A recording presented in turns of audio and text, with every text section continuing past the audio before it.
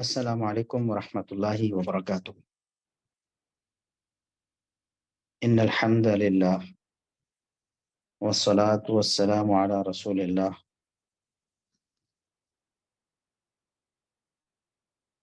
اللہم صلی علی محمد وعلی آل محمد کما صلیت علی ابراہیم وعلی آل ابراہیم انک حمید مجید۔ اللہم بارک علی محمد وعلی آل محمد كما باركت على إبراهيم وعلى آل إبراهيم إنك حميد مجيد. أما بعد فأعوذ بالله السميع العليم من الشيطان الرجيم من همزه ونفخه ونفثه. بسم الله الرحمن الرحيم. قل إن كنتم تحبون الله فاتبعوني۔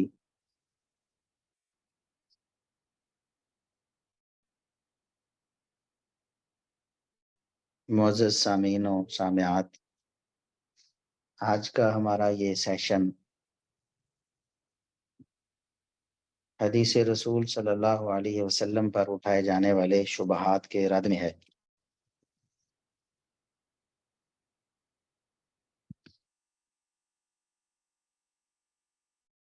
رسول اللہ صلی اللہ علیہ وسلم کی حدیث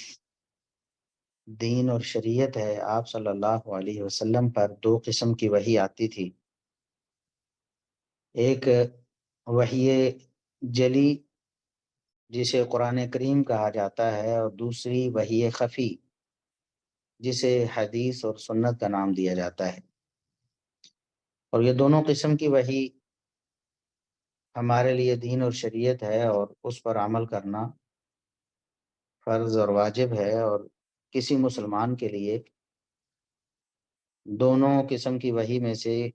کسی بھی چیز کا انکار کرنا جائز نہیں ہے۔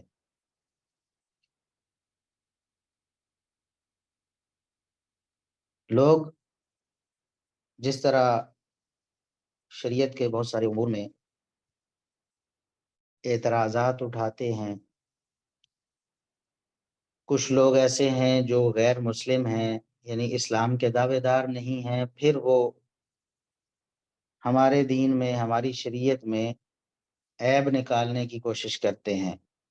ان کی خواہش ہے کہ دین اسلام کو بدنام کیا جائے۔ اور کچھ لوگ ایسے ہیں جو مسلمان ہونے کے دعوے دار ہیں، پھر بھی وہ دینی امور اور شرعی نصوص میں اعتراضات کرتے ہیں۔ کئی قسم کے لوگ ہیں، کچھ ایسے ہیں جو سرے سے انکار کر کے اعتراض کرتے ہیں، کچھ لوگ ایسے ہیں جو استخفاف کرتے ہیں، صریح انکار نہیں کرتے، اور کچھ لوگ ایسے ہیں جو صرف سمجھنے کے لیے اپنا اشکال پیش کرتے ہیں۔ ان کا اعتراض دراصل اشکال ہوتا ہے جس کو وہ حل کرنا چاہتے ہوتے ہیں۔ تو بہرحال حدیث رسول صلی اللہ علیہ وسلم کے حوالے سے بھی لوگوں نے بہت سے شبہات پیدا کیے، بہت سے شبہات پھیلائے، اور ان شبہات میں ایک بڑا کردار جو ہے وہ مستشرقین کا ہے، یعنی ایسے لوگ جو مسلمان نہیں تھے، غیر مسلم تھے، انہوں نے دین اسلام کا مطالعہ کیا، قرآن کو بھی پڑھا اور رسول اللہ صلی اللہ علیہ وسلم کی احادیث کو بھی پڑھا، لیکن ماننے کے لیے نہیں، بلکہ قرآن اور حدیث میں اپنے خیال کے مطابق عیب نکالنے کے لیے، تاکہ وہ اسلام کو بدنام کر سکیں۔ تو حدیث رسول صلی اللہ علیہ وسلم پر جتنے بھی اعتراضات اور شبہات اٹھائے جاتے ہیں، ان میں سے بہت سے شبہات وہی ہیں جو مستشرقین نے پیش کیے، اور بعض نام نہاد مسلمانوں نے ان شبہات کو وہاں سے لیا اور اپنے قلوب و اذہان میں ان کو جگہ دے دی۔ تو علماء ہمیشہ سے اس پر کام کرتے آئے ہیں۔ ہر دور میں علماء کرام نے رسول اللہ صلی اللہ علیہ وسلم کی سنت اور حدیث کی حفاظت کی خاطر اور اس پر آنے والے اعتراضات کو رفع کرنے کی خاطر بہت سا کام کیا ہے، بہت سی کتابیں لکھی ہیں، جس میں سے ایک چھوٹی اور مختصر کتاب آپ کے سامنے ہے، شبہات حول السنہ کے نام سے۔ تو آج ہم اس کا ایک مطالعہ آپ کے سامنے پیش کریں گے۔ وقت کی نزاکت کے پیش نظر ایک ایک لفظ کو نہیں پڑھا جائے گا، نہ پوری پوری عبارت کو پڑھا جائے گا، نہ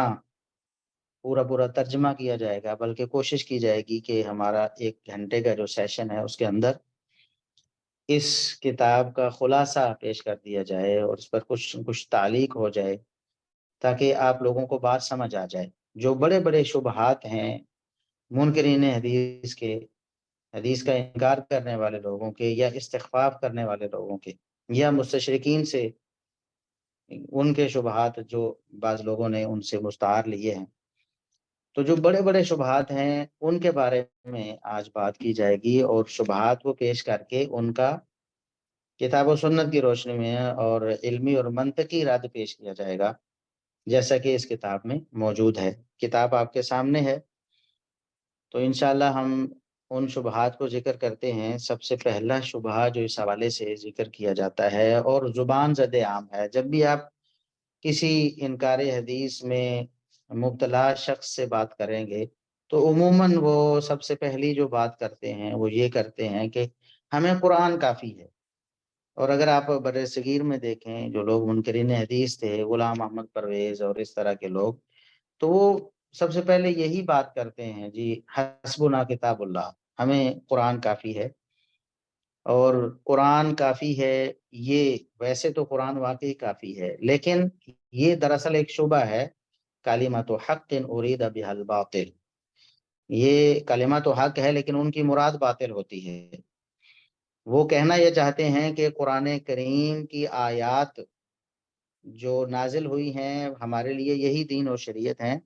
محمد الرسول اللہ صلی اللہ علیہ وسلم پر نازل ہونے والی وحی خفی جو ہے وہ ان کے لیے دین اور شریعت نہیں، وہ اس کو قابل عمل یا واجب العمل نہیں مانتے۔ اس سلسلے میں وہ قرآن کریم کی کچھ آیات پیش کرتے ہیں، جیسا کہ ایک آیت سورہ نحل کی 89 نمبر ہے، اس میں یہ لفظ اور یہ ٹکڑا اس کو اپنی دلیل بناتے ہیں کہ وَنَزَّلْنَا عَلَيْكَ الْكِتَابَ تِبْيَانًا لِكُلِّ شَيْءٍ وَهُدًى وَرَحْمَةً وَبُشْرَى لِلْمُسْلِمِينَ، کہ نبی ہم نے آپ پر ایک کتاب نازل کی ہے، جو کتاب نازل کی ہے وہ ہر چیز کی وضاحت ہے، ہر چیز کو خوب کھول کر بیان کرنے والی ہے، اور ہدایت اور رحمت بھی ہے، مسلمانوں کے لیے خوشخبری بھی ہے۔ تو وہ کہتے ہیں کہ قرآن کریم جب واضح ہے، قرآن خود کہتا ہے کہ قرآن واضح ہے، قرآن کی آیات واضح ہیں، تو اس کے بعد پھر اس کی وضاحت کے لیے ہمیں حدیث کی طرف جانے کی ضرورت کیوں پیش آتی ہے؟ اسی طرح وَنَزَّلْنَا عَلَيْكَ الْكِتَابَ تِبْيَانًا لِكُلِّ شَيْءٍ، اس آیت سے ملتی جلتی ایک اور آیت ہے جس میں اللہ رب العزت نے قرآن کریم کے بارے میں یہ فرمایا، اور وہ اس کو بھی دلیل بناتے ہیں، جیسے مَا فَرَّطْنَا فِي الْكِتَابِ مِنْ شَيْءٍ، یہ سورہ انعام کی 38 نمبر آیت ہے کہ اللہ رب العزت نے فرمایا کہ ہم نے کتاب میں کسی قسم کی کوئی کمی نہیں چھوڑی۔ اس کو بھی وہ دلیل بناتے ہیں، اور بات جو ہو رہی ہے پیچھے سے وَمَا مِن دَابَّةٍ فِي الْأَرْضِ وَلَا طَائِرٍ يَطِيرُ بِجَنَاحَيْهِ إِلَّا أُمَمٌ أَمْثَالُكُمْ، پیچھے بات ہو رہی ہے چوپایوں کی اور ہر قسم کی مخلوقات کی، تو اللہ رب العزت فرماتے ہیں کہ ہم نے اس کتاب میں کسی قسم کی کوئی کمی نہیں چھوڑی ہے۔ تو اس کو بھی وہ دلیل بنانے کی کوشش کرتے ہیں، تو اس کا جواب دیا گیا ہے۔ سب سے پہلی بات جو پہلی آیت پیش کی گئی کہ تبیان لکل شیء، قرآن ہر چیز کی وضاحت ہے، اور جو دوسری آیت ما فرطنا فی الکتاب من شیء، تو ان دونوں آیتوں میں مراد مختلف ہے، یعنی دونوں آیتوں میں جو الکتاب کا لفظ ہے اس کا مدلول مختلف ہے، یعنی اس سے مراد مختلف ہے۔ پہلی آیت میں الکتاب سے اور مراد ہے، دوسری آیت میں الکتاب سے اور مراد ہے۔ اور ایسا ہوتا ہے، قرآن کریم کا ہی مطالعہ کریں تو ایک لفظ ہے، اس کے معنی یا اس کے مفاہیم سیاق کے اعتبار سے مختلف ہوتے رہتے ہیں۔ اب ما فرطنا فی الکتاب من شیء، ہم نے کتاب میں کسی قسم کی کوئی کمی نہیں چھوڑی۔ اس آیت میں جو الکتاب ہے اس سے مراد لوح محفوظ ہے، کہ ہم نے لوح محفوظ میں ہر چیز لکھ دی ہے، یعنی اس میں کوئی کمی، ایسی کوئی چیز وقوع پذیر نہیں ہوگی جو لوح محفوظ میں لکھی ہی نہیں ہوگی۔ اور اس کا ذکر تو رسول اللہ صلی اللہ علیہ وسلم کی احادیث میں بڑی وضاحت سے موجود ہے کہ اللہ رب العزت نے مخلوقات کو پیدا کرنے سے پہلے ہی سارا کچھ لکھ دیا ہے، جو کچھ ہونا ہے، جو قیامت تک ہونا ہے۔ اب یہ سورت مکی ہے، اب اس میں مراد قرآن کریم نہیں بلکہ لوح محفوظ ہے، اور اگر ان کا استدلال مانا جائے تو پھر بہت بڑے بڑے اشکالات آتے ہیں اس استدلال پر۔ مثال کے طور پر اگر یہ مان لیا جائے کہ ما فرطنا فی الکتاب من شیء، کہ قرآن کریم میں کسی قسم کی، یعنی کسی مسئلے کی، کسی دلیل کی کوئی کمی نہیں ہے، ساری کی ساری شریعت اس میں موجود ہے، سارے کے سارے مسائل موجود ہیں، عبادات کے سارے طریقے موجود ہیں، اگر یہ مان لیا جائے تو یہ سورت تو مکی ہے۔ اور اس وقت جب یہ سورت نازل ہوئی تو قرآن کریم کا بہت تھوڑا حصہ بھی نازل ہوا تھا۔ اب جو حصہ نازل ہوا تھا اس میں کیا نماز کے احکام، زکوٰۃ کے احکام، حج کے احکام، پھر نماز کا طریقہ اور حج کا طریقہ، اور پھر زکوٰۃ کا نصاب اور زکوٰۃ، ساری چیزیں وہ کہاں تھیں؟ قرآن کریم میں تو ابھی نازل ہی نہیں ہوئی تھی نا، وہ تو بعد میں نازل ہوئی۔ تو پھر ما فرطنا فی الکتاب من شیء، اس سے مراد اگر یہ ہے کہ ساری کی ساری شریعت قرآن میں موجود ہے اور ہم نے کسی حکم کو ابھی تک باقی نہیں رکھا، یعنی بیان کر دیا ہے، چھوڑا نہیں ہے، تو پھر یہ ساری چیزیں کہاں تھیں؟ اب سورہ بقرہ مدنی صورت ہے، اور سورہ توبہ مدنی صورت ہے، سورہ نساء، سورہ آل عمران اور دیگر جو مدنی صورتیں ہیں ان میں بہت سارے احکام و مسائل بڑی تفصیل سے بیان ہوئے ہیں، جیسا کہ نکاح طلاق کے احکامات ہیں، جس طرح عدت کے احکامات ہیں، جس طرح حلال و حرام کے احکامات ہیں، اور جس طرح دیگر شرعی احکامات ہیں، وہ بڑی تفصیل سے مدنی صورتوں میں بیان ہوئے ہیں۔ یہ آیت تو مکی ہے، مکے میں اللہ رب العزت نے فرمایا، آیت نازل فرمائی کہ ما فرطنا فی الکتاب من شیء، ہم نے کتاب میں کسی قسم کی کوئی کمی نہیں چھوڑی، تو اس سے مراد لا محالہ لوح محفوظ ہے، یعنی سب کچھ لکھا ہوا اس میں، کوئی چیز ایسی نہیں کہ جو وقوع پذیر ہونی ہے قیامت تک اور اس کو چھوڑ دیا گیا ہو، لوح محفوظ میں نہ لکھا گیا ہو۔ تو اس لیے یہ آیت ان کی دلیل نہیں بنتی۔ ٹھیک ہے، نمازوں کی تعداد کو دیکھیں، نمازوں کے اوقات کو دیکھیں، اور نماز کا طریقہ دیکھیں، قرآن کریم میں نہیں ہے، اور وہ مدنی صورتوں کے نازل ہونے کے بعد بھی نہیں ہے، وہ اللہ کے رسول صلی اللہ علیہ وسلم کی سیرت، آپ کی سنت اور آپ کی حدیث میں ہی ہے۔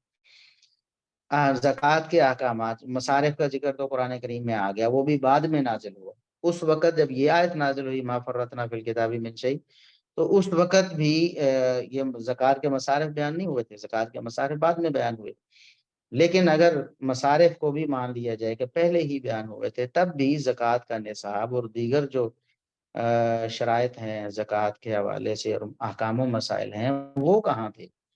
تو اس لیے اس آیت کو تو دلیل بنانا بالکل غلط ہے، اس آیت کو دلیل نہیں بنایا جا سکتا۔ باقی جو وَنَزَّلْنَا عَلَيْكَ الْكِتَابَ تِبْيَانًا لِكُلِّ شَيْءٍ، کہ ہم نے آپ پر جو کتاب نازل کی ہے وہ ہر چیز کی وضاحت ہے، تو اگر اس آیت سے مراد یہاں الکتاب سے مراد قرآن کریم لے لیا جائے کہ قرآن کریم ہی مراد ہے، قرآن کریم میں ہر چیز کی وضاحت ہے، تو پھر بھی یہ آیت بھی مکی ہے، یہ آیت بھی مکی ہے، اور مکہ میں جب یہ نازل ہوئی، اور پہلے ساری یہ تفصیل بیان کی جا چکی ہے کہ مکہ میں وہ آیات نازل نہیں ہوئی تھیں جو بعد میں نازل ہوئیں، اور جن میں سارے احکامات تفصیل کے ساتھ ذکر ہوئے، بہت سے جیسا کہ نماز کے بارے میں، جیسا کہ زکوٰۃ کے بارے میں، جیسا کہ اب زکوٰۃ تو فرض ہی مدینہ میں جا کر ہوئی، زکوٰۃ مدینہ میں فرض ہوئی، اور نماز جو پنجگانہ ہے اس کی فرضیت بھی بعد میں ہوئی۔ جب یہ آیات نازل ہو رہی تھیں اس وقت یہ تفصیل تو موجود نہیں تھی، تو پھر کیسے یہ کہہ دیا گیا کہ یہ کتاب ہر چیز کی خود وضاحت کرتی ہے، اور اس سے مراد حدیث کو چھوڑنا لے لیا گیا۔ اسی طرح رسول اللہ صلی اللہ علیہ وسلم کی جو سیرت میں، آپ کی حیات مبارکہ میں جتنی بھی شرعی جو ضروریات جن کو پورا کیا گیا، جتنے مسائل ہیں جو بتائے گئے، جتنے معاملات تھے، صحابہ کرام رضوان اللہ علیہم اجمعین کے جو سوالات تھے جن کو حل کیا گیا، وہ سارے کے سارے اس آیت سے تو باہر ہیں، اس آیت کے بعد میں ہو رہے ہیں۔ تو پھر یہ تبیان لکل شیء، اس سے مراد یہ کیسے ہو جائے کہ رسول اللہ صلی اللہ علیہ وسلم کی احادیث کو نہیں ماننا اور قرآن کریم کی صرف آیات کو ماننا ہے؟ اور یہاں یہ بتانا بھی ضروری ہے کہ یہ جو آیات کو ماننے کا دعویٰ کیا جاتا ہے یہ بھی غلط ہے۔ آیات کو نہیں مانا جاتا بلکہ ان کا من چاہا مفہوم مانا جاتا ہے، کیونکہ آیات کی مراد تو وہی ہے جو محمد الرسول اللہ صلی اللہ علیہ وسلم نے سمجھی، کیونکہ اللہ کی مراد کو رسول اللہ صلی اللہ علیہ وسلم سے بڑھ کے تو کوئی نہیں سمجھ سکتا۔ تو آپ صلی اللہ علیہ وسلم نے وہ مراد صحابہ کرام کو سمجھائی۔ یہ کیسے ہو سکتا ہے کہ قرآن کریم کی آیات کا نام لے کر رسول اللہ صلی اللہ علیہ وسلم کی بیان کردہ اللہ کی جو مراد ہے اس کو چھوڑ دیا جائے؟ تو بہرحال یہ جو بہانہ ہے یہ بالکل قابل اعتبار نہیں ہے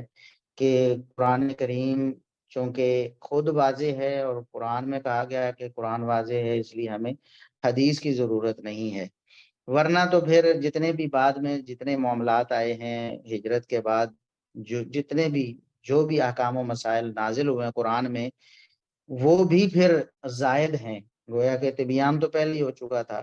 اور وہ سارے احکامات بھی گویا زائد ہیں، پھر ان کو بھی چھوڑنا لازم آئے گا کیونکہ یہ آیت تو پہلے نازل ہوئی ہے۔ تو بہرحال یہ جو لوگ قرآن کریم کا بہانہ بنا کر، یہ قرآن کریم کی وضاحت کا بہانہ بنا کر حدیث کو چھوڑتے ہیں، وہ بہت سارے معاملات میں پھنس جاتے ہیں۔ اور یہ جو دو آیات ہیں، ہم ان آیات کا انکار نہیں کرتے، اہل السنہ اہل الحدیث، حدیث کو ماننے والے ان دو آیات کا انکار نہیں کرتے، دونوں آیتیں بالکل برحق ہیں، لیکن ان سے استدلال کر کے جو مطلب نکالنے کی کوشش کی گئی وہ مردود ہے، ہم اس کا انکار کرتے ہیں، اور وہ تو واقعی مردود ہے، جس طرح کتاب و سنت کی روشنی میں بھی اور عقل اور لاجک سے بھی یہ بات ثابت ہو چکی ہے کہ ان دو آیات سے رسول اللہ صلی اللہ علیہ وسلم کی حدیث کا انکار کرنا، اس کا کوئی جواز نہیں بنتا۔ اب دوسرا شبہ جو بہت زیادہ پیش کیا جاتا ہے وہ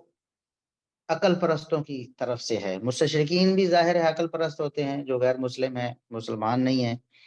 وہ بھی عقل پرست ہیں، اور مسلمانوں میں بھی نام نہاد بعض ایسے لوگ ہیں، ایسے فرقے، بعض ایسی شخصیات، بعض ایسے گروہ ہیں جو عقل پرستی کو دین سمجھتے ہیں کہ جو چیز ان کی عقل میں آئے گی اس کو وہ مانیں گے، چنانچہ وہ رسول اللہ صلی اللہ علیہ وسلم کی احادیث کو عقل پر پیش کرتے ہیں، اپنی عقل پر، جو کہ عقل نارسا ہے۔ بہت سے معاملات میں دنیا میں یہ بات پڑھی لکھی اور ثابت ہے، اس میں کسی کا کوئی اختلاف نہیں ہے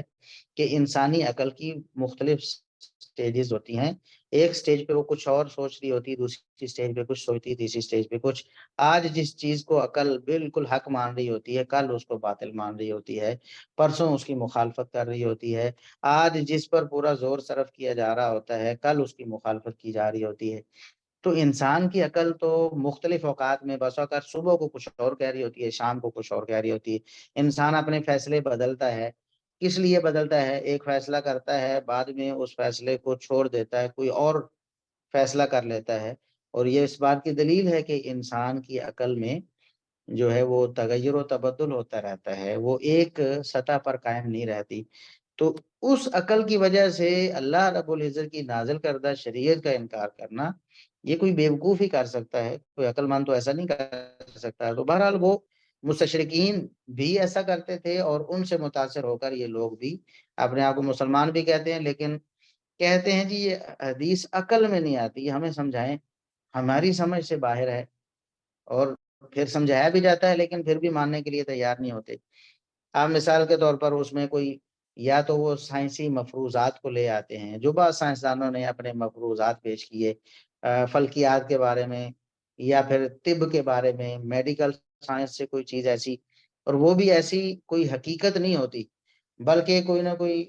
شبہات ہوتے ہیں، لوگوں کی آراء ہوتی ہیں، ان کے سامنے حدیث کو پیش کر کے حدیث کو رد کرتے ہیں اور ان مفروضوں پر ایمان لانے کی کوشش کرتے ہیں۔ تو اس میں سے ایک مثال جو ہے وہ حدیث رسول اللہ صلی اللہ علیہ وسلم کی کہ مکھی اگر مشروب میں گر جائے، پینے کی کسی چیز میں گر جائے، تو مکھی جب گرتی ہے تو وہ اپنا جو بیماری والا پر ہے اس کو اس کے اندر گراتی ہے. تو آپ نے مکھی کو نکالنے سے پہلے اس کو ڈبو دینا ہے تاکہ دوسرا پر جس میں شفا ہوتی ہے وہ بھی ڈوب جائے، اور اس بیماری کو، وہ جو بیماری ہے مکھی کے ایک پر سے آئی ہے، مکھی کے دوسرے پر والی شفا اس بیماری کو ختم کر دے اور آپ کے لیے اس مشروب کو پینا مضر نہ ہو. تو اس حدیث، اب یہ بالکل صحیح حدیث ہے، اور اس حدیث پر اعتراض کیا گیا کہ پہلی بات یہ کی گئی کہ دین اور شریعت یہ آخرت کے امور کے ساتھ متعلق ہیں، ان کا دنیا کے امور میں دخل دینا یہ درست نہیں ہے. یہ ان لوگوں کا کہنا ہے جو حدیث کو رد کرتے ہیں، کہتے ہیں کہ شریعت کا تعلق جو ہے وہ دین کے ساتھ، دین کا تعلق آخرت کے ساتھ،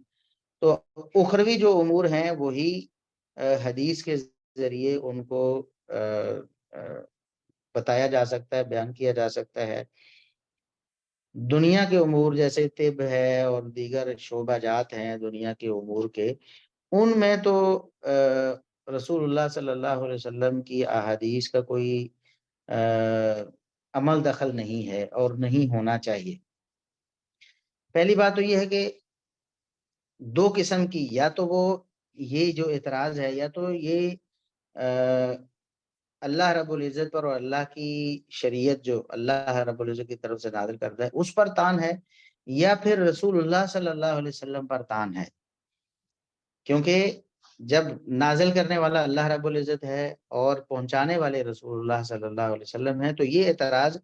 دو میں سے کسی ایک ہستی پر، یا تو اللہ رب العزت پر ہے یا رسول اللہ صلی اللہ علیہ وسلم پر ہے. تو دونوں اعتبار سے یہ باطل ہے. اللہ رب العزت پر بھی اعتراض نہیں کیا جا سکتا، وہ تو خالق اور مالک ہے. اور محمد صلی اللہ علیہ وسلم کون سا اپنی طرف سے کہہ رہے ہیں؟ آپ تو اللہ رب العزت کی طرف سے جو پیغام آیا ہے اس کو امت تک مینوان پہنچا رہے ہیں، تو پھر آپ صلی اللہ علیہ وسلم پر اعتراض کا کوئی تک نہیں بنتا. باقی یہ جو کہا گیا کہ یہ طب یا میڈیکل جو ہے اس میڈیکل سائنس کا دائرہ کار ہے، یہ شریعت کا دائرہ کار نہیں، تو یہ بھی غلط ہے. کیوں کہ محمد صلی اللہ علیہ وسلم نے جو بات کی ہے وہ اپنی طرف سے نہیں کی. ہاں کچھ مثالیں ایسی موجود ہیں رسول اللہ صلی اللہ علیہ وسلم کی حیات مبارکہ میں کہ دنیاوی امور میں آپ نے ایک مشورہ دے دیا، جس طرح وہ کھجوروں کی پیوند کے بارے میں آپ نے ایک مشورہ دیا، تو آپ صلی اللہ علیہ وسلم نے بعد میں بتا دیا کہ دیکھیں میرا ایک مشورہ تھا اور دنیاوی امور کو آپ خود بہتر سمجھتے ہو. لیکن یہ حدیث یہ ان امور میں سے نہیں ہے، کیونکہ رسول اللہ صلی اللہ علیہ وسلم کے تجربے اور آپ صلی اللہ علیہ وسلم کے مشاہدے سے اس کا کوئی دخل نہیں، کوئی عمل دخل نہیں اس میں. جیسا کہ آپ صلی اللہ علیہ وسلم نے فرمایا کہ مکھی جب گرتی ہے تو وہ اپنے پر کا سہارا لیتی ہے اور اپنا بیماری والا پر پہلے ڈبوتی ہے، اور آپ نے مکھی کو ڈبو کر شفا والا پر بھی ڈبو دینا ہے. تو یہ چیز اس وقت میڈیکل سائنس میں بھی بالکل نہیں تھی، یعنی دنیا میں کہیں اس چیز کا تصور نہیں تھا. 1400 سال پہلے محمد الرسول اللہ صلی اللہ علیہ وسلم کے عہد مبارک میں یا اس سے پہلے کبھی ایسی کوئی مثال نہیں کہ کسی نے کوئی میڈیکل سائنس کے ذریعے یہ ثابت کر دیا ہو، یا کوئی ایسا مفروضہ ہو، چاہے وہ غلط، آپ اس کو غلط کہیں یا صحیح کہیں، کوئی ایسی بات، کوئی ایسی رائے کسی سائنسدان کی یا کسی ڈاکٹر حکیم کی اس دور میں ہو جس کو رسول اللہ صلی اللہ علیہ وسلم نے دیکھ لیا ہو اور اس کو سن کر پھر یہ بات کر دی ہو. ایسا تو تھا ہی نہیں. تو ظاہر ہے کہ یہ اللہ رب العزت کی طرف سے وحی تھی، کیونکہ آپ صلی اللہ علیہ وسلم کے مشاہدے کا اس میں کوئی دخل نہیں، آپ صلی اللہ علیہ وسلم کی اپنی ذاتی رائے کا اس میں کوئی دخل نہیں، کیونکہ اس کا تعلق ہی اس سے نہیں ہے. اس دور میں یہ چیز تھی ہی نہیں اور ایسی کوئی بنیاد ہی نہیں تھی جس پر آپ صلی اللہ علیہ وسلم قیاس کرتے یا خود کوئی اندازہ لگا کے ایسی بات کرتے. تو آپ صلی اللہ علیہ وسلم نے وہی بات کی جو اللہ رب العزت نے بتائی، اور اللہ رب العزت اپنی مخلوقات کے جو خواص ہیں، مخلوقات کی جو خوبیاں اور خامیاں ہیں، مخلوقات میں جو اجزاء ترکیبیہ ہیں، اللہ رب العزت چونکہ خالق اور مالک ہے اور وہ بہتر جانتا ہے، تو اس نے اپنے पैगंबर सल्लल्लाहु अलैहि वसल्लम को बता दिया और आप सल्लल्लाहु अलैहि वसल्लम ने उम्मत को पहुंचा दिया। अब इसमें जितनी भी बातें की जाएं, जो भी बात की जाए, दुनिया में अभी तक ऐसी कोई ऑथेंटिक रिसर्च नहीं हुई है। डॉक्टर भी इसमें मुख्तलिफ हैं, इख्तलाफ करते हैं, कोई कुछ कहता है, कोई कुछ कहता है। तो जब ये इख्तलाफी मसला है और आप सल्लल्लाहु अलैहि वसल्लम ने अल्लाह की शरीयत पहुंचाई है, तो हम अल्लाह की शरीयत के मुकाबले में एक इख्तलाफ को दलील बनाकर या बाज डॉक्टर्स या बाज साइंसदानों की बात को दलील बनाकर, जबकि दूसरी तरफ भी हैं, दूसरे मानने वाले भी हैं, ऐसे शवाहिद भी सामने आए हैं, ऐसी रिसर्चेस भी सामने आई हैं जिसमें मक्खी के पर में बीमारी और शिफा वाला उनसर जो है वो साबित किया गया है। बिल फर्ज ये साबित ना भी होता और क़यामत तक भी मेडिकल साइंस इसको ना माने, तब भी हमारा ईमान और यकीन तो मोहम्मद रसूलुल्लाह सल्लल्लाहु अलैहि वसल्लम के पहुंचाए हुए दीन पर है ना, कि ये अल्लाह रब्बुल इज्जत की तरफ से नाजिल करता है। तो लिहाजा हम अल्लाह रब्बुल इज्जत की शरीयत और अल्लाह रब्बुल इज्जत की वही के सामने बाज लोगों के महज ख्यालात और उनके शुबहात और जुनून, उनको अहमियत देकर रसूलुल्लाह सल्लल्लाहु अलैहि वसल्लम की हदीस को नहीं छोड़ सकते। अब दूसरी बात ये हो सकती है कि बाज लोगों ने कोशिश की कि इस हदीस के रावियों पर कोई तान कर दे कि देखें जी, हम सनद पर एतराज करते हैं, इस हदीस के रावी ही सिका नहीं है या कहीं कोई इनक़िता आ गया है, सनद मुत्तसिल नहीं है। तो वो ऐसी कोई बात पेश नहीं कर सके आज तक, यानी इस हदीस के रुवात पर कोई ऐसा एतराज या कोई खामी उनमें बयान नहीं कर सके जो हदीस की सेहत में कोई ऐब का सबब बनती हो। तो लिहाजा अब कोई बात ऐसी है ही नहीं कि जिसकी वजह से इस हदीस को छोड़ा जाए। और फिर जब सनद आ गई हम तक, रसूलुल्लाह सल्लल्लाहु अलैहि वसल्लम तक, इमाम बुखारी रहमतुल्लाह अलैह अपने उस्ताद, वो अपने उस्ताद, वो अपने उस्ताद, एक चेन आ गई, एक गोल्डन चेन है, एक सिलसिला है। तो फिर तो हमें और यकीन हासिल हो गया कि वाकई रसूलुल्लाह सल्लल्लाहु अलैहि वसल्लम ने अल्लाह की ये शरीयत हम तक पहुंचाई है। और फिर इसको इस हदीस को रद्द करना बावजूद इन सारी बातों के, एक तो जो अतिबा हैं, जो डॉक्टर्स हैं, जो साइंसदान हैं, वो कभी भी इस चीज पर मुत्तफिक नहीं हुए कि ये इस हदीस में जो कुछ बयान किया गया है वो गलत है, बल्कि कुछ लोग उसकी तस्दीक भी करते पाए गए हैं। तो फिर किस बिना पर रसूलुल्लाह सल्लल्लाहु अलैहि वसल्लम की हदीस का इनकार कर दिया जाए? और फिर जब सनद पर भी कोई एतराज ऐसा नहीं है, उसकी सनद मुत्तसिल है, रावी सिका है, और ये ऐसी चीज है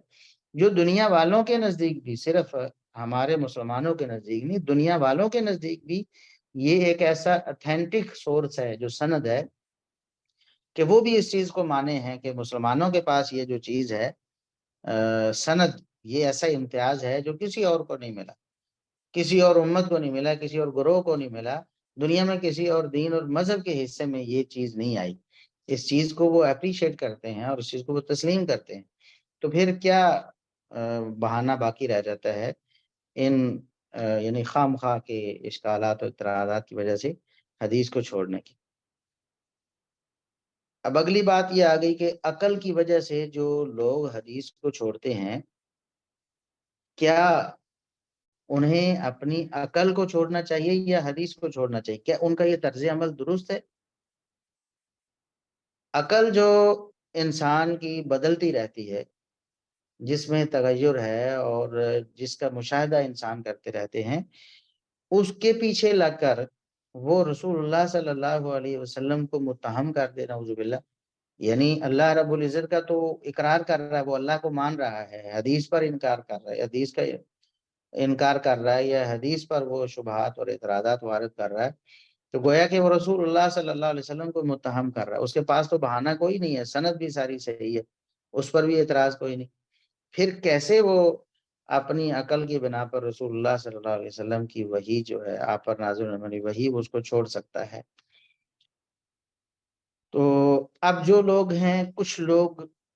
महज अकल परस्ती की वजह से हदीस को छोड़ते हैं, और कुछ लोग ऐसे हैं जो हदीस को साफ साफ उसका इनकार नहीं करते, बल्कि उसकी कोई ऐसी बुरी तावील कर देते हैं اس کی ایسی بری تعویل کر دیتے ہیں کہ گویا اس کا انکار ہی ہو جاتا ہے. یعنی جو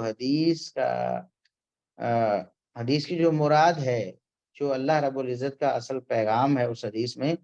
اس کا وہ انکار کر دیتے ہیں، اس کا معنی ہی بدل دیتے ہیں، اس کی بری تعویل کر دیتے ہیں. اب جیسا کہ قرآن کریم کی بھی وہ بہت سی آیات کی وہ تعویل کر دیتے ہیں، اسماء و صفات پر مبنی جو آیات ہیں ان کا انکار کرتے ہیں. یعنی اسماء و صفات کا انکار کر دیتے ہیں تو گویا ان آیات کا انکار ہو گیا نا جن آیات میں یہ اسماء و صفات بیان ہوئے. اللہ رب العزت کے بارے میں اللہ رب العزت کی رویت، جو رویت باری تعالیٰ، یہ ایک بڑا اہم مسئلہ عقیدے کا، اس کا انکار کر دیتے ہیں. حالانکہ قرآن کریم کی آیات میں بھی یہ ثابت اور احادیث میں بھی ثابت ہے. اور وہ قرآن کریم کی کچھ آیات کو نہ سمجھنے کی بنا پر یا سمجھ کر بھی جان بوجھ کر ہٹ درمی کی بنا پر وہ آیات پیش کر کے کوشش کرتے ہیں کہ الجھا دیں بات کو، کہ دیکھیں جی قرآن میں تو یہ آیا ہے اور حدیث میں یہ آیا ہے، یہ چونکہ اب قرآن کے خلاف ہے لہٰذا ہم قرآن کو مانیں گے اور حدیث کو نہیں مانیں گے.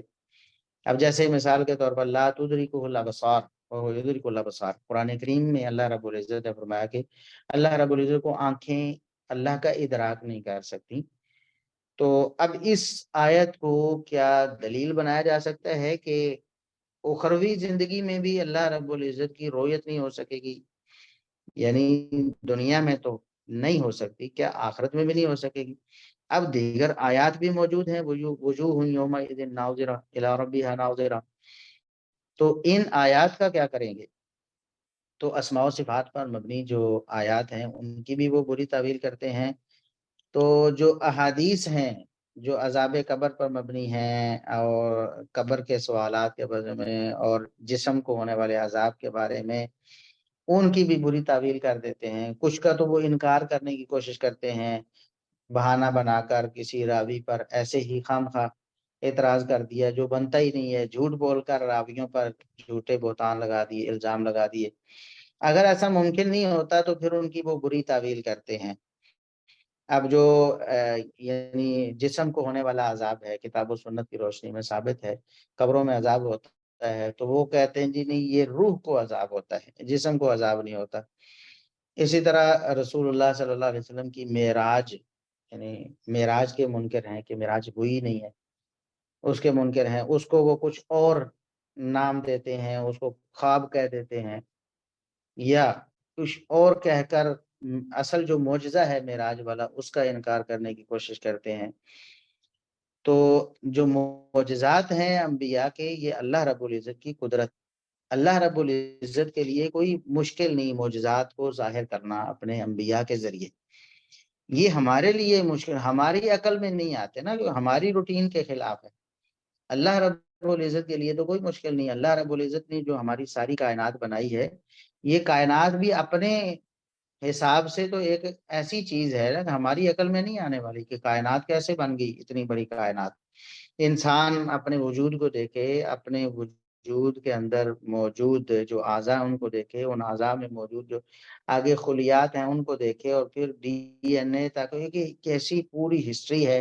ایک پورا جہان ہے جو ابھی تک جس کو تسخیر نہیں کیا جا سکا. یعنی سائنس بھی ابھی تک بے بس ہے کہ ایک ایک چیز کو مسخر نہیں کر سکی، بنا نہیں سکی ابھی تک، ابھی کھوج میں ہے اور آگے سے آگے نکلتا چلا جا رہا ہے سلسلہ. تو اللہ رب العزت کا بنایا ہوا ہے نا. ہمارا جسم بھی ایک ایسی چیز ہے جو ہماری عقل میں آنے والی نہیں ہے. تو پھر اللہ رب العزت اگر انبیاء کو کچھ معجزات دیتا ہے، ان کو کس بنا پر رد کر دیا جائے کہ ہماری عقل میں نہیں آ رہے؟ ہماری عقل میں تو کچھ 100 سال پہلے انسان کے جسم کی بنیادی چیزیں بھی نہیں آتی تھی.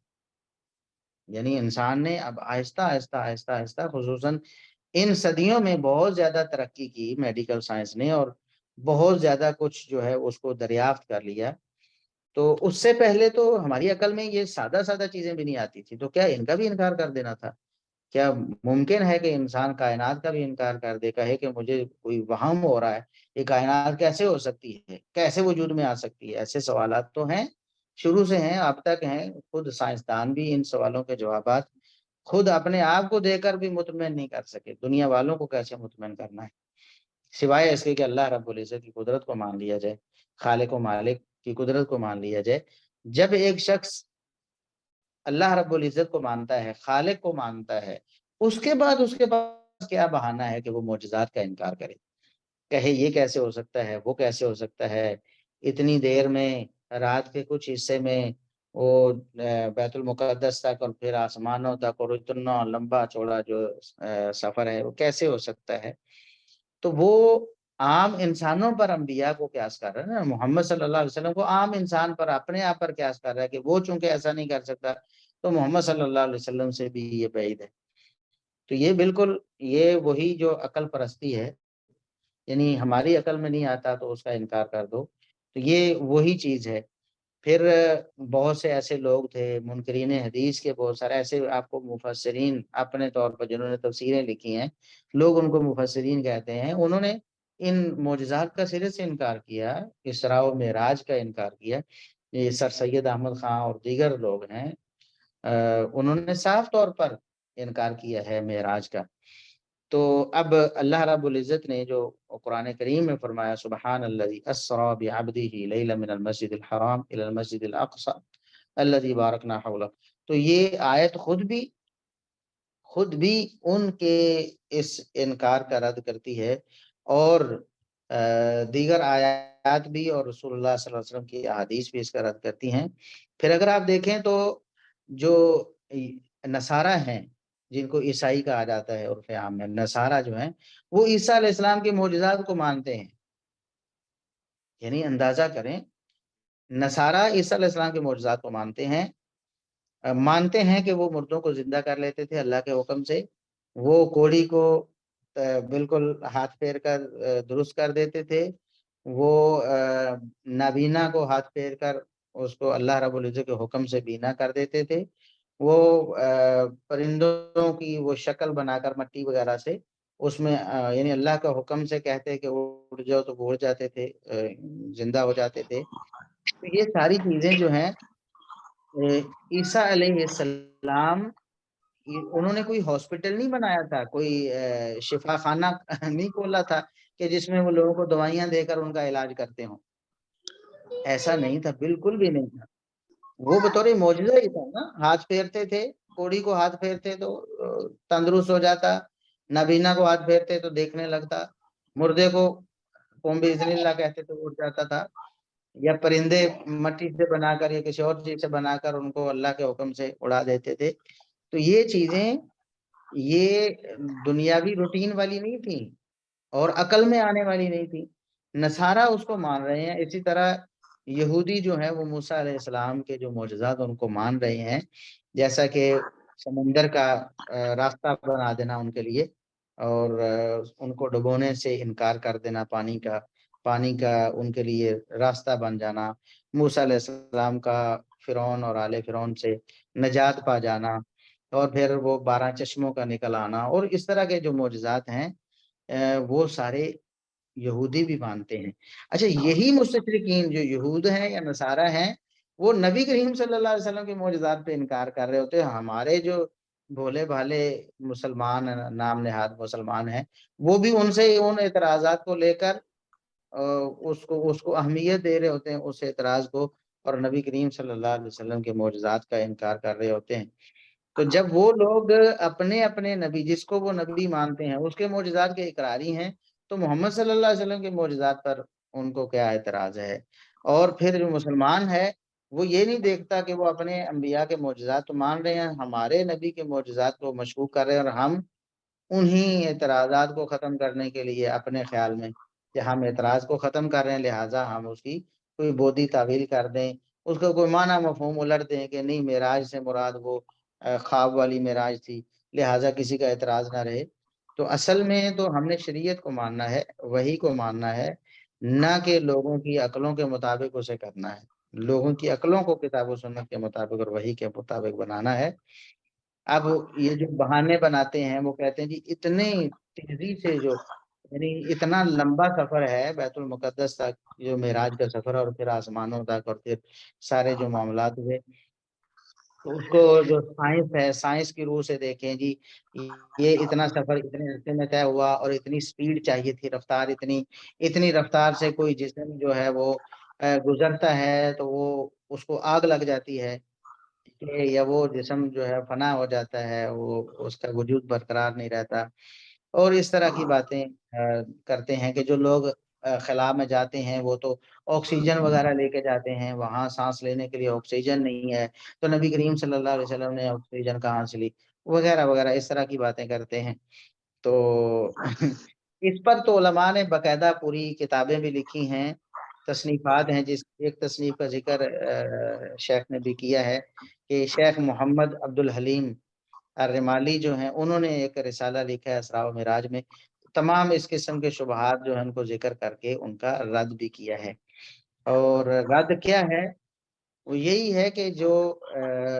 मोजज़ात हैं अम्बिया, अल्लाह रब्बुल इज़्ज़त ने अम्बिया को दिए हैं, ये इंसानों के लिए, इंसानों की अकल में ये मुश्किल आने वाले हैं कि इंसान की अकल में नहीं आते, लेकिन अल्लाह रब्बुल इज़्ज़त की कुदरत से बाहर नहीं है। अल्लाह रब्बुल इज़्ज़त की कुदरत के ऐन मुताबिक हैं। लिहाज़ा इस वजह से उन मौजूदात का इनकार करना दुरुस्त नहीं है।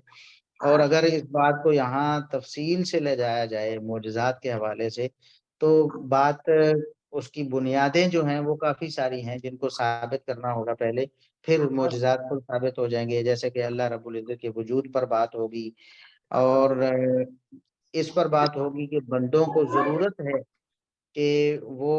अल्लाह एक खालिक और मालिक की तरफ रुजू करें, ये उनकी फितरत में शामिल है। और इसी तरह अल्लाह रब्बुल इज़्ज़त की वहदानियत, उसके अस्मा व सिफ़ात का बयान होगा। अल्लाह रब्बुल इज़्ज़त की तरफ से वही जो है वो मखलूक के लिए किस कदर ज़रूरी, इंसानों की रुश्द व हिदायत के लिए किस कदर ज़रूरी है। वही रिसालत जो है उसका इस्बात किया जाए कि नबी और रसूल आते रहे हैं और ये बरहक थे अल्लाह रब्बुल इज़्ज़त की तरफ से, वही का सबूत पेश किया जाए। इसी तरह रिसालत उसको साबित किया जाए, मोहम्मद सल्लल्लाहु अलैहि वसल्लम की रिसालत को भी। तो बहरहाल ये बहुत सारी ऐसी चीज़ें हैं जो मोजज़ात के साथ मुंसलिक हैं। तो इन चीज़ों का ज़िक्र तो यहाँ नहीं हो सकेगा क्योंकि हमारा मौज़ू शुबहात का रद्द है और उस शुबे का रद्द हो चुका है। अब अगला जो शुबा है, कुछ लोग इस तरह हदीस का इनकार करते हैं कि ये खबर वाहिद है।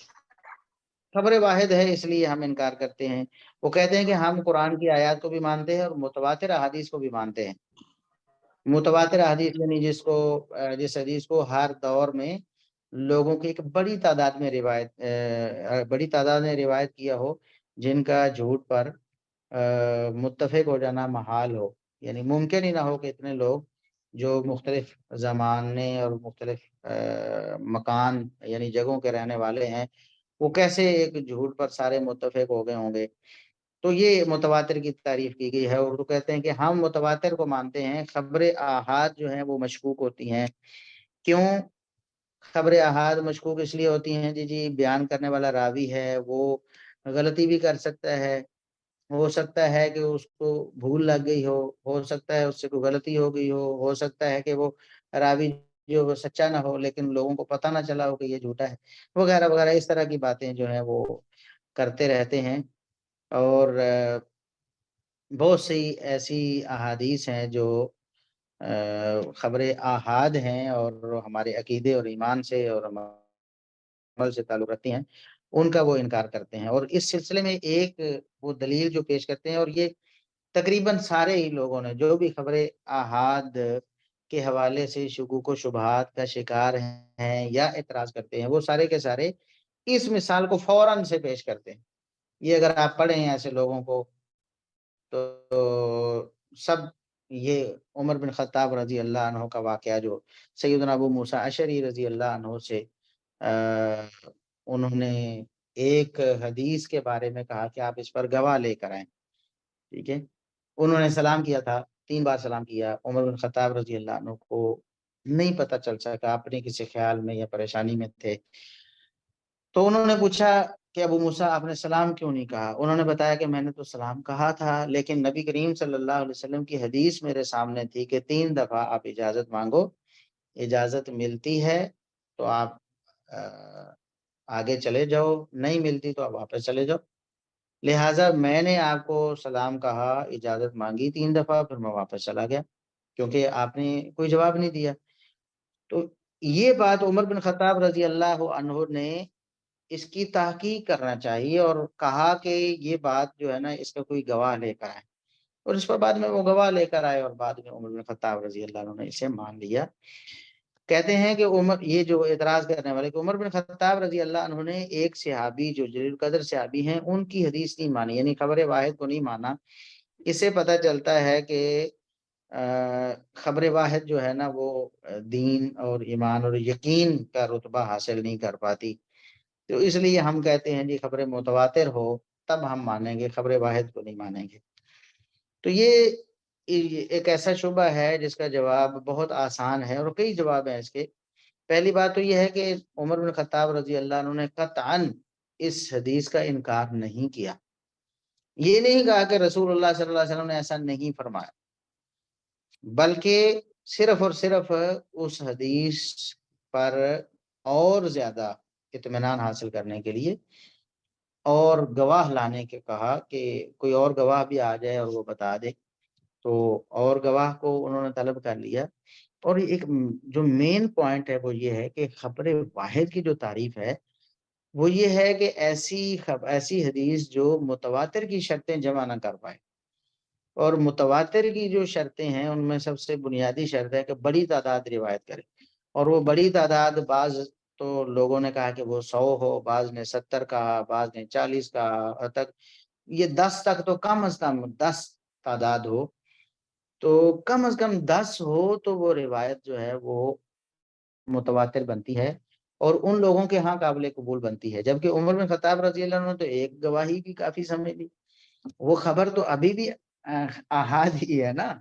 یعنی 2 لوگ ہو گئے نا، اب 2 لوگوں کی خبر متواتر تو نہیں ہوتی۔ عمر بن خطاب رضی اللہ عنہ نے ابو موسیٰ اشعری رضی اللہ عنہ کو کہا کہ آپ ایک اور گواہ لے کر آئے، وہ ایک اور گواہ لے کر آئے جنہوں نے اس حدیث کو رسول اللہ صلی اللہ علیہ وسلم سے سنا تھا، اب 2 ہو گئے۔ اب 2 راویوں کی روایت بھی خبر واحد ہی ہوتی ہے، وہ خبر متواتر نہیں بنتی، خبر واحد ہی تھی، لہٰذا اس سے تو ان لوگوں کو کوئی فائدہ نہیں ہوگا۔ اور پھر مزے کی بات یہ ہے کہ عمر بن خطاب رضی اللہ عنہ کا یہ جو واقعہ ہے یہ بھی خبر واحد ہے، یعنی یہ جو واقعہ ہے کہ ابو موسیٰ اشعری رضی اللہ عنہ سے ان کا معاملہ پیش آیا اور انہوں نے گواہ مانگا اس پر، یہ خود یہ جو روایت ہے، یہ جو واقعہ ہے، یہ خبر واحد ہے، یہ متواتر تو ہے نہیں، تو اس پر کیسے انہوں نے یقین کر لیا؟ 1400 سال پہلے ایک واقعہ پیش آ رہا ہے عمر بن خطاب رضی اللہ عنہ کا ابو موسیٰ اشعری رضی اللہ عنہ سے، اس کو دلیل بنا رہے ہیں حدیث یعنی خبر واحد کا انکار کرنے کے لیے، اور جو دلیل بنا رہے ہیں وہ خود خبر واحد ہے۔ اگر آپ کو اس بات پہ یقین ہو گیا ہے کہ عمر بن خطاب رضی اللہ عنہ نے یہ فرمایا تھا اور یہ واقعہ پیش آیا ہے، تو باقیوں پہ بھی آپ کو پھر یقین کرنا پڑے گا، یا پھر اس کو بھی چھوڑنا پڑے گا کہ یہ بھی واقعہ نہیں ہوا کیونکہ یہ خبر واحد ہے۔ تو بہرحال انہیں نہیں پتا کہ رسول اللہ صلی اللہ علیہ وسلم، خود عمر بن خطاب رضی اللہ عنہ نے بھی کئی ایک موقعوں پر خبر واحد کو قبول کیا ہے، آگے اس کی یعنی خبر واحد سے مراد ایک بندے کی بات بھی قبول کی ہے، ویسے تو 2 3 تو وہ بھی خبر واحد ہی ہے، لیکن ایک شخص کی بات کو بھی انہوں نے اور اس کی روایت کو بھی قبول کیا ہوا ہے، وہ بھی بات آگے آنے والی ہے۔ تو بہرحال رسول اللہ صلی اللہ علیہ وسلم نے خود خبر واحد پر اعتماد کیا، آپ صلی اللہ علیہ وسلم نے ایک ایک شخص کو پیغام دے کر مختلف بادشاہوں کے پاس بھی بھیجا اور لوگوں کے پاس بھی بھیجا، دین اور شریعت دے کر قرآن کریم سکھانے کے لیے ایک ایک صحابی کو بھی بھیجا۔ اب قرآن کریم جو ہے وہ کتنی بڑی یہ ایک امانت ہے، اور یہ دین اور شریعت اس کو پہنچانے کے لیے رسول اللہ صلی اللہ علیہ وسلم نے ایک ایک صحابی، ظاہر ہے ان کے علاوہ تو کوئی نہیں تھا ادھر اس علاقے میں، مثال کے طور پر سعد بن ابی وقاص رضی اللہ عنہ کو اگر بھیج دیا یا کسی اور صحابی کو بھیجا ہے تو ان کو قرآن کی آیات دے کر بھیجا ہے نا، اگلوں نے بھی یہ سوال نہیں کیا کہ یہ تو خبر واحد ہے، ہم کیسے مان لیں، خبر واحد کو کیسے مان لیں؟ ان تک تو صرف ایک ہی صحابی بیان کر رہے تھے نا اس آیت کو، یہ تلاوت کر رہے تھے۔ اسی طرح شرعی احکامات بتا کر بھی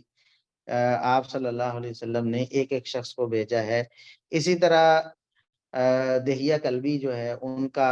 جو قصہ آپ صلی اللہ علیہ وسلم نے ان کو عظیم بصرہ کی طرف بھیجا، یعنی بادشاہ کی طرف، وہاں کے حکمران کی طرف بھیجا۔ تو کیسے رسول اللہ صلی اللہ علیہ وسلم کی طرف سے تبلیغ کی ذمہ داری پوری ہوئی جب خبر واحد حجت ہی نہیں ہے؟ تو دہیہ کلبی رضی اللہ عنہ کا اکیلے کا وہ بصرہ کے بادشاہ کے پاس جانا اور ان کو پیغام پہنچانا، حجت وہ تمام کیسے ہوئی؟ اتمام حجت تو نہیں ہوا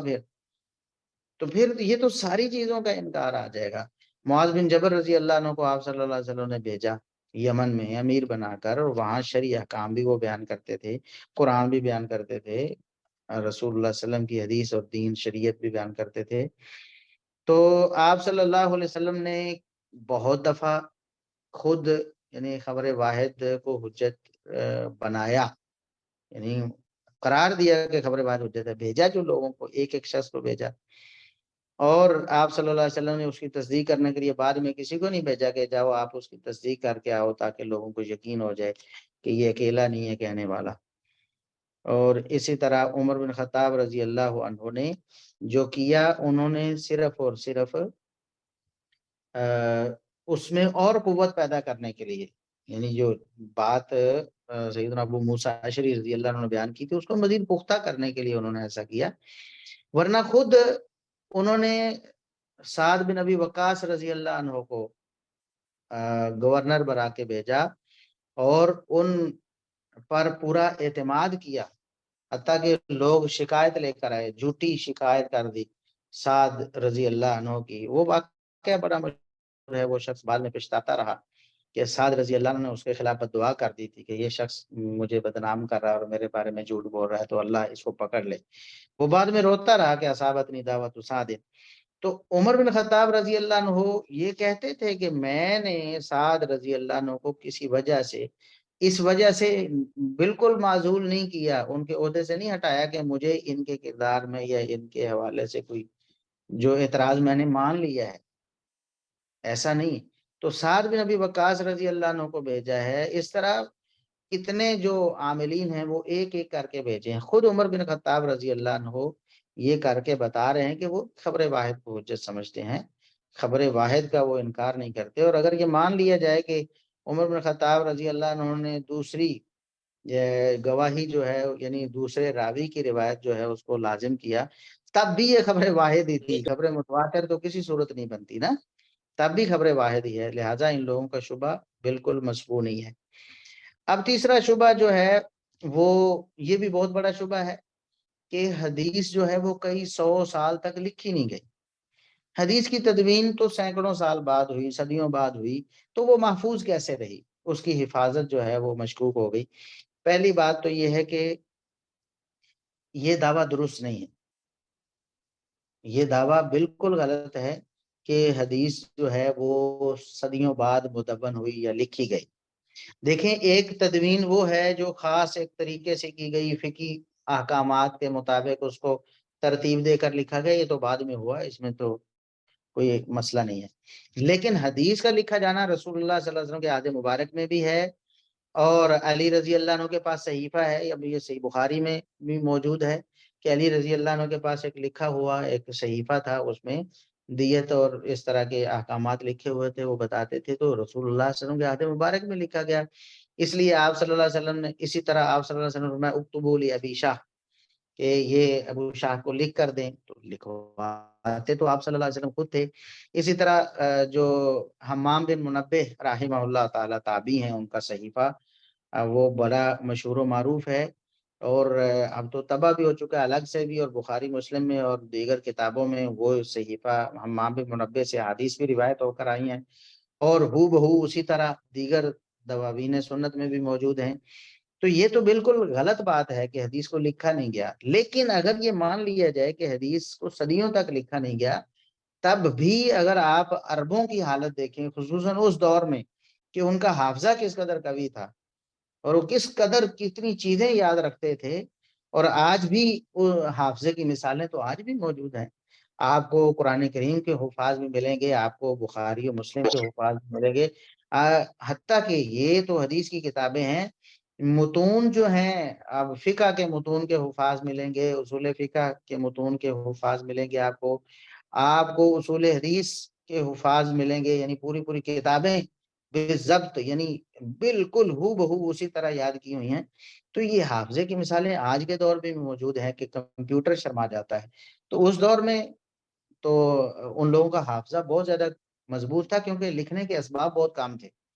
اور یہ بات تو ساری دنیا مانتی ہے آج بھی، ہر شخص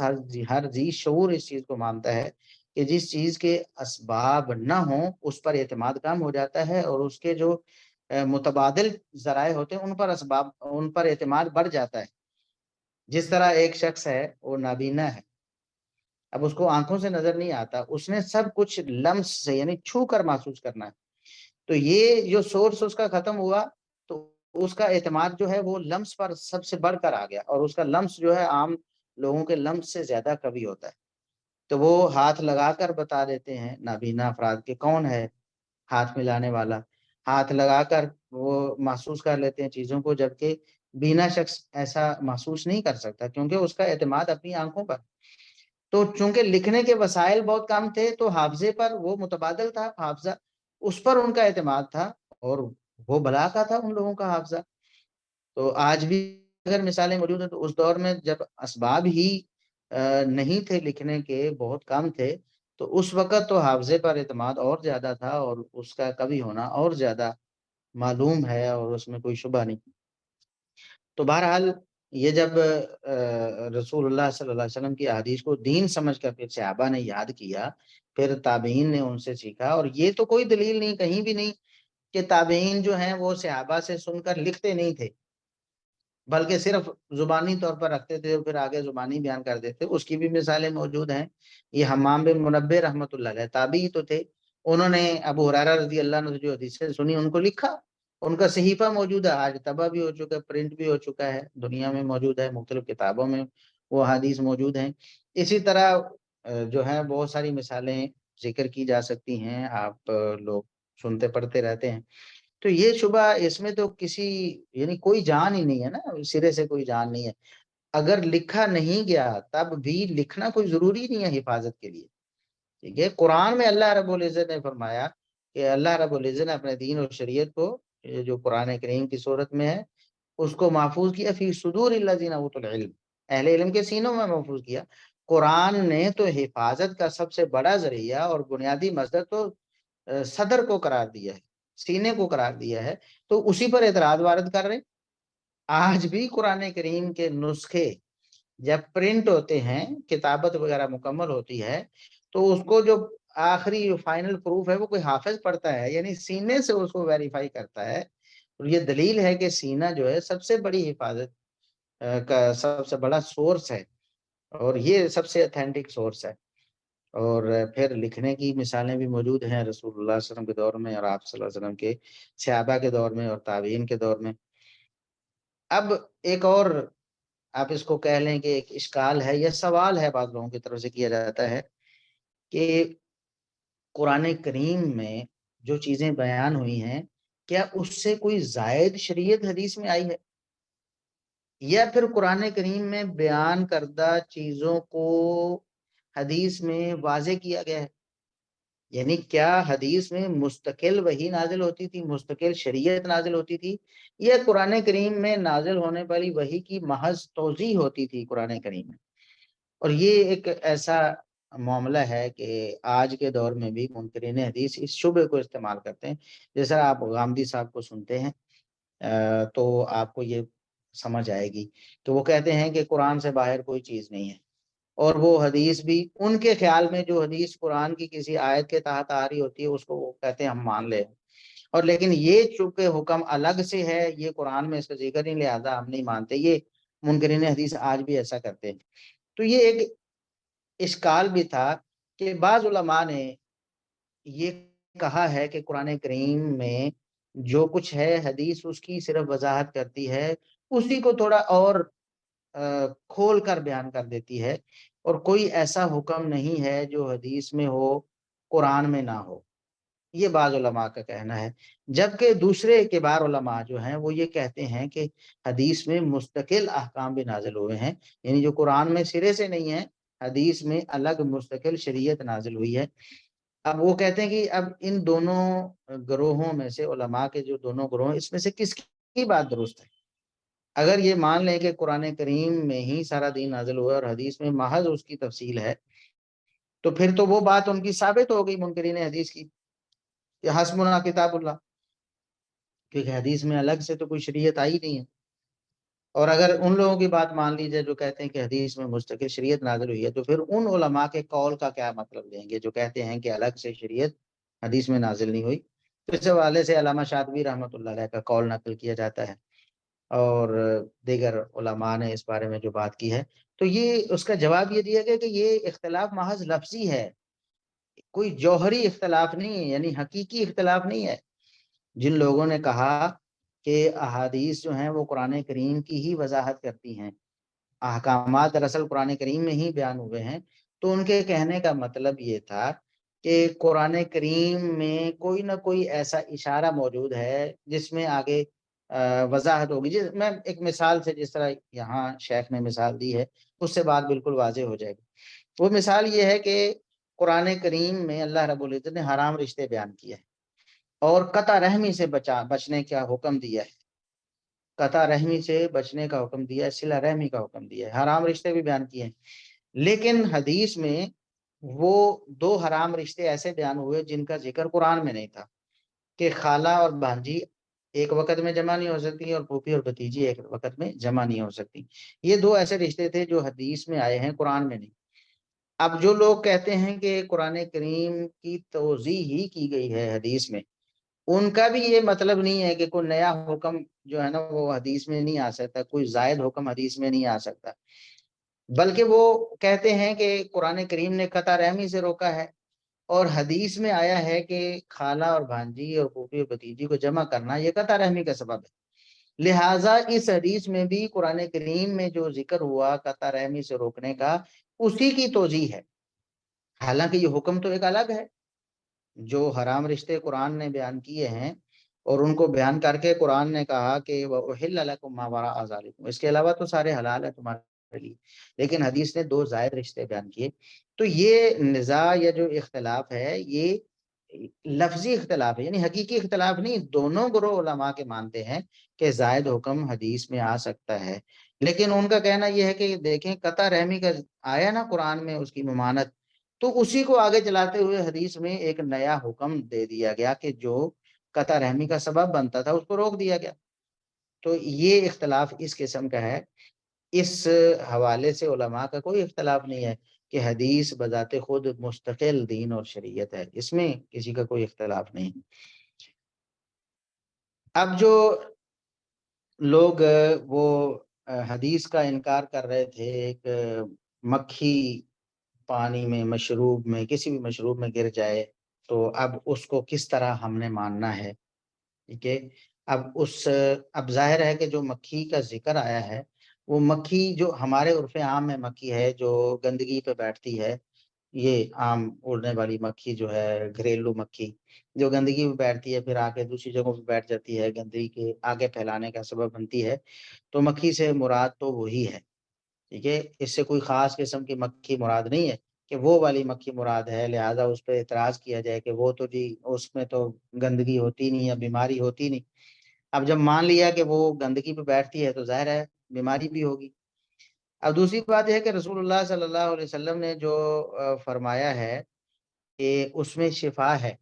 تو وہ آپ صلی اللہ علیہ وسلم نے اپنی طرف سے نہیں فرمایا، کیونکہ آپ صلی اللہ علیہ وسلم کے پاس تو ایسا کوئی آلہ نہیں تھا، ایسی کوئی ٹیکنالوجی نہیں تھی جو مکھی کے پروں کا معائنہ کرتی۔ تو آپ صلی اللہ علیہ وسلم نے تو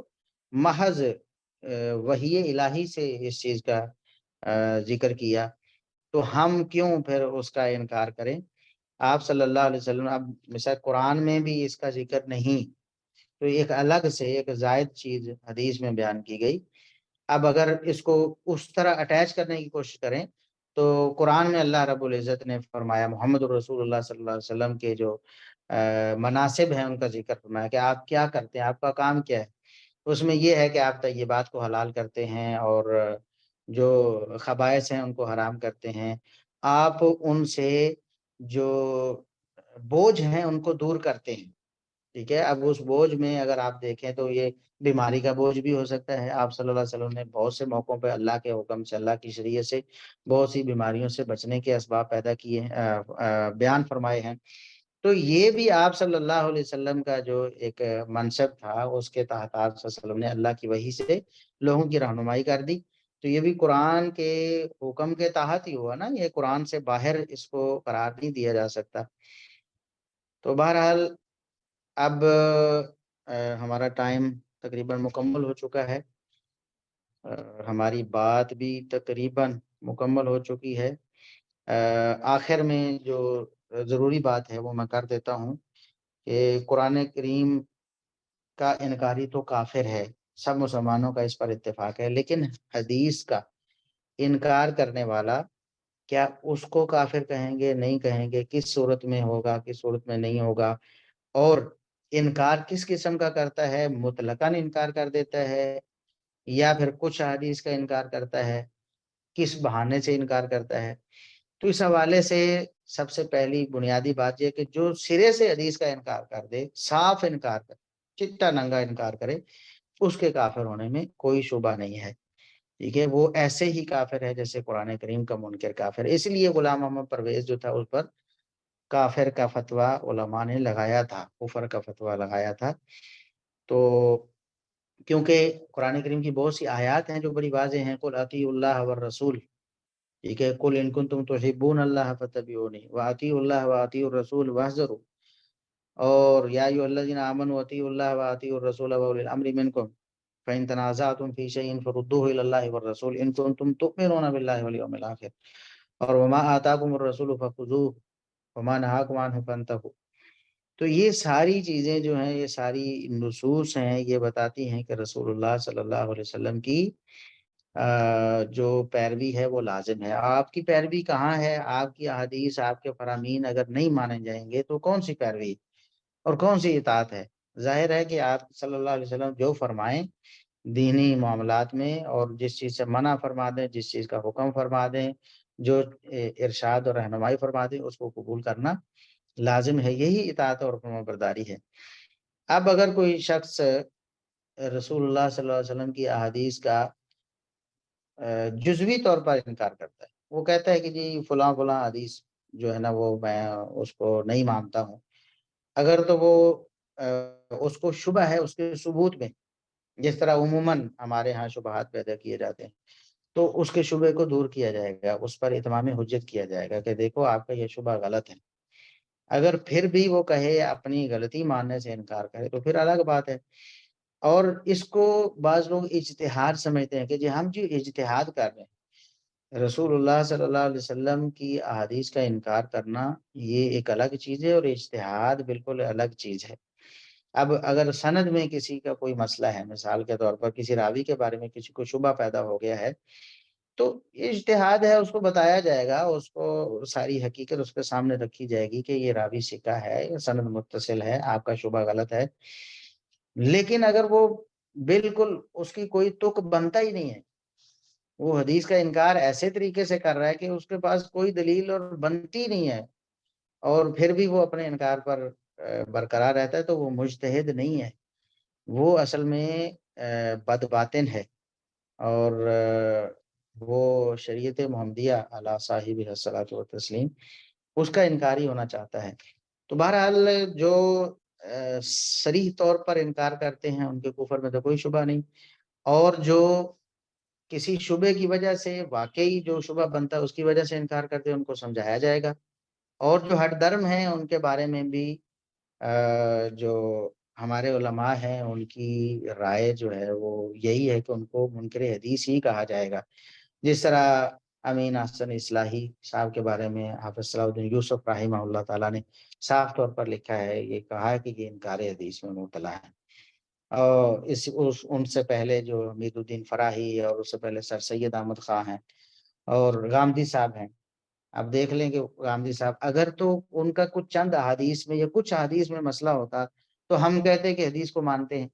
لیکن وہ تو صاف طور پر کہتے ہیں کہ حدیث کا دین سے کوئی تعلق نہیں،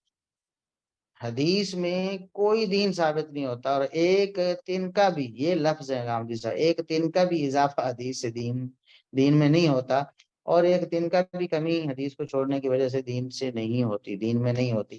تو اب ایسا شخص سب ظاہر ہے منکر حدیث ہے، اس کو تو ہم حدیث کا ماننے والا نہیں کہہ سکتے نا۔ اور پھر جو ضروریات دین کے جو انکاری ہیں ان کے بارے میں بڑا واضح موقع، جس طرح اب نماز کا کوئی شخص انکار کر دے، ضروریات دین میں سے حج کا انکار کر دے، زکوٰۃ کا انکار کر دے، جب زکوٰۃ کا انکار کیا تھا تو ابوبکر صدیق رضی اللہ عنہ نے کہا تھا کہ ہم نے اب ان سے لڑائی کرنی ہے، کیونکہ انہوں نے اقتدار اختیار کر لیا۔ تو اسی طرح حدیث بھی معلوم بالضرورت یہ ضروریات دین میں سے ہے۔ قرآن کریم میں واضح طور پر حکم ہے حدیث کو ماننے کا، اور رسول اللہ صلی اللہ علیہ وسلم اللہ کے نبی، پیغمبر اور رسول ہیں،